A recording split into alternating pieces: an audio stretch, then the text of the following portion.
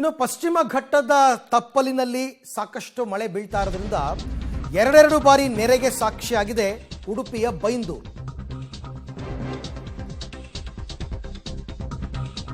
So ಈ ಹಿಂದೆ ಒಂದ್ಸರ್ತಿ ಬೈಂದೂರಿನಲ್ಲಿ ಪ್ರವಾಹ ಉಂಟಾಗಿತ್ತು, ಅಲ್ಲಿಂದ ಪ್ರವಾಹದ ಮಟ್ಟ ತಗ್ಗಿತ್ತು. ಈಗ ಪಶ್ಚಿಮ ಘಟ್ಟದ ಸಾಲಿನಲ್ಲಿ ಬೀಳ್ತಾ ಇರತಕ್ಕಂಥ ಮಳೆಯಿಂದಾಗಿ ಎರಡನೇ ಬಾರಿಗೆ ಮತ್ತೆ ನೆರೆ ಸೃಷ್ಟಿಯಾಗಿದೆ ಬೈಂದೂರಿನಲ್ಲಿ. ಅದರ ಜೊತೆಗೆ ನಾವುಂದ ಮತ್ತು ಸಾಲ್ಬುಡ ಆ ಎರಡೂ ಗ್ರಾಮಗಳ ಮನೆಗಳೆಲ್ಲವೂ ಕೂಡ ಜಲಾವೃತವಾಗಿರೋದನ್ನು ತಾವು ಗಮನಿಸ್ತಾ ಇದ್ದೀರಾ. ದೋಣಿಗಳ ಸಹಾಯದಲ್ಲಿ ಜನರನ್ನ ಅಲ್ಲಿಂದ ಹೊರಗಡೆ ಕರ್ಕೊಂಡು ಬರ್ತಕ್ಕಂಥ ಕೆಲಸ ಕೂಡ ನಡೀತಾ ಇದೆ. ಇದು ನಾವುಂದ ಮತ್ತು ಸಾಲ್ಬುಡ ಈ ಗ್ರಾಮಗಳಲ್ಲಿ ನೆರೆಯ ಪರಿಸ್ಥಿತಿಯಿಂದಾಗಿ ಈ ರೀತಿಯಾದಂತಹ ಚಿತ್ರಣ. ಇಡೀ ಕರಾವಳಿ ಜಿಲ್ಲೆಗಳ ಪೈಕಿ ಉಡುಪಿ ಜಿಲ್ಲೆಯ ಬೈಂದೂರಿನಲ್ಲಿ ವಿಪರೀತವಾದ ಮಳೆ ಸುರಿತಾ ಇದೆ. ಕಾರಣ ಏನಂತಂದ್ರೆ ಪಶ್ಚಿಮ ಘಟ್ಟದ ತಪ್ಪಲಿಗೆ ಆವರಿಸಿಕೊಂಡಿರುವಂತಹ ತಾಲೂಕು ಇದಾಗಿರೋದ್ರಿಂದ ಎಲ್ಲ ತೋಟ ಗದ್ದೆ ಮನೆಗಳು ಜಲಾವೃತ ಆಗಿದೆ. ಹಿಂಭಾಗದಲ್ಲಿ ನಾವು ನೋಡ್ಬೋದು ಮನೆಯ ವಾತಾವರಣ ಎಷ್ಟಿದೆ ಅನ್ನುವಂಥದ್ದು. ಅಂದ್ರೆ ಜಲ ದಿಗ್ಬಂಧನಕ್ಕೆ ಒಳಗಾಗಿದ್ದಾರೆ ಅಂತೇಳಿ ಮನೆಯ ಸುತ್ತ ತೋಟದ ಸುತ್ತ ಎಲ್ಲ ಕಡೆ ನದಿಯ ನೀರು ತುಂಬಿಕೊಂಡಿರೋದ್ರಿಂದ ಅದರ ಜೊತೆಗೆ ಗಾಳಿ ಮಳೆ ವಿಪರೀತ ಹೆಚ್ಚಳ ಆಗಿರುವಂತಹ ಸಂದರ್ಭದಲ್ಲಿ ಈ ತರದ ವಾತಾವರಣ ನಿರ್ಮಾಣ ಆಗಿದೆ. ಜನ ದೋಣಿಯನ್ನು ಬಳಸಿಕೊಂಡು ಓಡಾಡುವಂತಹ ಪರಿಸ್ಥಿತಿ ನಿರ್ಮಾಣ ಆಗಿದೆ. ನಾವು ನೋಡಬಹುದು ಮಹಿಳೆಯರು, ಮಕ್ಕಳು, ಕಾಲೇಜಿಗೆ ಹೋಗುವ ವಿದ್ಯಾರ್ಥಿಗಳು, ಬಿಸ್ನೆಸ್ ಮಾಡುವವರು ಎಲ್ಲರೂ ಕೂಡ ದೋಣಿಯನ್ನು ಬಳಸಿಕೊಂಡು ಇಲ್ಲಿ ಓಡಾಟವನ್ನು ಮಾಡ್ತಾ ಇದ್ದಾರೆ. ದೋಣಿಯ ಒಳಗೂ ಕೂಡ ನೀರು ತುಂಬಿಕೊಂಡಿರುವಂಥದ್ದು, ಯಾಕಂದ್ರೆ ವಿಪರೀತವಾಗಿ ಮಳೆ ಬರ್ತಾ ಇದೆ. ಮತ್ತು ಇವರು ಈ ಭಾಗದಲ್ಲಿ ದೋಣಿಯನ್ನೇ ನಡೆಸುವವರಲ್ಲ, ಈ ಸಂದರ್ಭದಲ್ಲಿ ಮನೆಯವರು ಕೂಡ ದೋಣಿಯನ್ನು ಇಟ್ಕೊಂಡು ಓಡಾಟಕ್ಕೆ ಬಳಸ್ಕೊತಿದ್ದಾರೆ. ಸರ್, ಯಾವಾಗದಿಂದ ಮಳೆ ಶುರುವಾಯಿತು, ಹೇಗೆ ಅಂತ?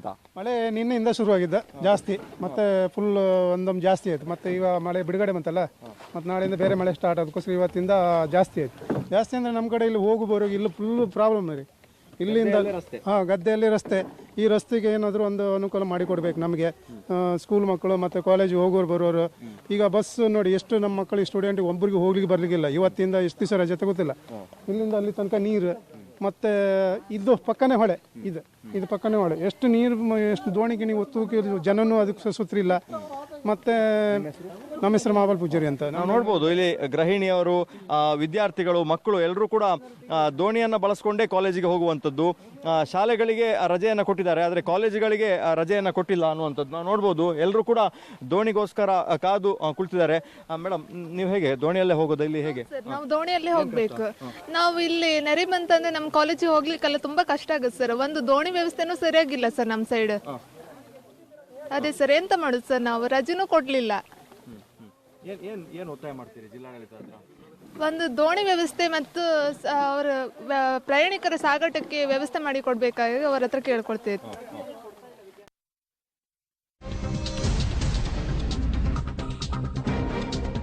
ಉಡುಪಿ ಜಿಲ್ಲೆಯಾದ್ಯಂತ ಧಾರಾಕಾರ ಮಳೆಯಾಗ್ತಾ ಇದೆ. ಮಠಪಾಡಿ ಸೀತಾ ನದಿಯ ಪಕ್ಷಿನೋಟ ಡ್ರೋನ್ನಲ್ಲಿ ಸೆರೆಯಾಗಿದೆ. ನಂದನ ಕುದುರು, ಶೆಟ್ರ ಕುದುರು, ಬಲ್ಜಿಯ ಭಯಾನಕ ದೃಶ್ಯ. ಊರುಗಳಿತ್ತು ಅಂತಾನೆ ಗೊತ್ತಾಗ್ತಾ ಇಲ್ಲ. ಗ್ರಾಮಗಳು, ತೋಟ, ಗದ್ದೆಗಳು ಎಲ್ಲ ಸಂಪೂರ್ಣ ಜಲಾವೃತವಾಗ್ಬಿಟ್ಟಿದೆ. ಒಂದು ರೀತಿಯಲ್ಲಿ ಯಾವ ಪರಿಪ್ರಮಾಣದಲ್ಲಿ ಸೀತಾ ನದಿ ಉಕ್ಕಿ ಹರಿದಿದೆ ಅಂತಕ್ಕಂಥದ್ದು ಈ ಡ್ರೋನ್ ವಿಜುವಲ್ಸ್ ಅಲ್ಲಿ ಗೊತ್ತಾಗುತ್ತೆ ನೋಡಿ. ನಿಮಗೇನು ಕಾಣ್ತಾ ಇದೆ?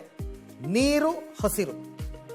ನೀರು ಹಸಿರನ್ನ ಬಿಟ್ಟು ಬೇರೇನೂ ಕಾಣ್ತಿಲ್ಲ. ಅಂದರೆ ಅಲ್ಲಿಗೆ ಇಲ್ಲಿ ಗ್ರಾಮಗಳಲ್ಲಿ ಇಲ್ಲಿದ್ದ ತೋಟಗಳೇನಾಯಿತು, ಇಲ್ಲಿದ್ದ ಗದ್ದೆಗಳೇನಾಯಿತು, ಎಲ್ಲವನ್ನ ಈ ಸೀತಾ ನದಿಯ ಪ್ರವಾಹ ನುಂಗ್ ಹಾಕ್ಬಿಟ್ಟಿದೆ.